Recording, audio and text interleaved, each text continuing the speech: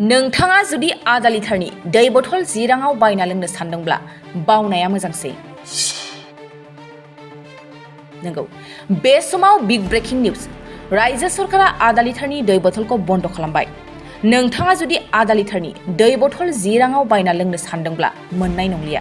नंगौ, साननैसो सिगांनिफ्रायनो रायजो सरकारा आधा लिटारनि दै बथलखौ बन्द खालामनो फोसावदोंमोन आरो दायो रायजोआव रावबो कम्पानिफ्रा आधा लिटारनि दै बथल बानायनो मोनला आरो बायजोनि कम्पानिफ्राबो आसामाव रावबो आधा लिटारनि दै बथल साप्लाय खालामनो मोनला।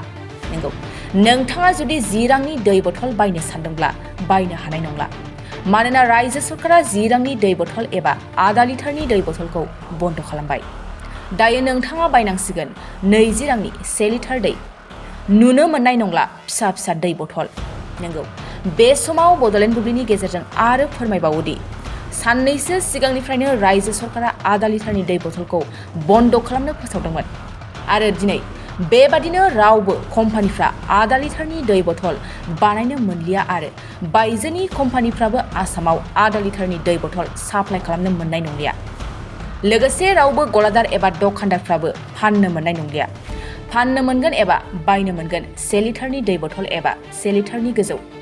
नंगौ, बे समाव 1 लिटारनि सिंनि दै बथलखौ बन्द खालामबाय रायजो सरकारा। नंगौ, जाय समाव नोंथाङा आधा लिटारनि दै बथलखौ 10 राङाव बायना लोङोमोन बेखौ नोंथाङा बावनाया मोजांसै, मानोना हाथाय एबा गलायाव मोननाय नंलिया 10 रांनि एबा आधा लिटारनि दै बथल। दानिया नोंथाङा बायनांसिगोन 1 लिटार एबा 1 लिटारनि गोजौ दै बथल। नंगौ, फैगौ 2 अक्ट'बर खालारनिफ्राय रायजोआव गोख्रोङै नायबिजिरनाय जागोन आरो जुदि सोरबा गलादार एबा दखानदारा 10 रांनि दै बथल एबा आधा लिटारनि दै बथल फानखुमायोब्ला बेनि सायाव गोख्रों राहा लानाय जागोन होनना फोरमायदों रायजो सरकारा।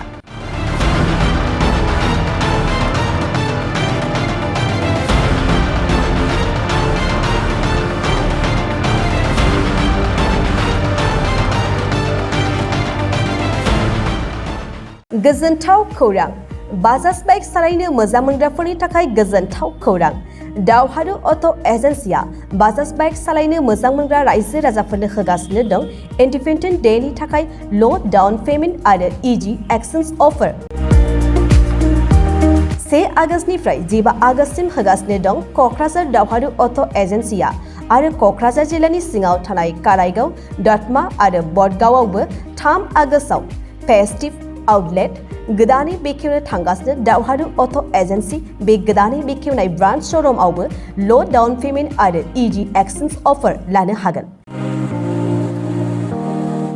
बाइक सालायनायाव हमनो थाखाय हेलमेट बेसेन लायालासे बाइगिरिया मोननो हागोन आरो सीट कभार्स। बेनि अनगायैबो जाय फाइनान्स लागोन बिथाङा खम डाउन पेमेन्ट होनानै लानो हागोन।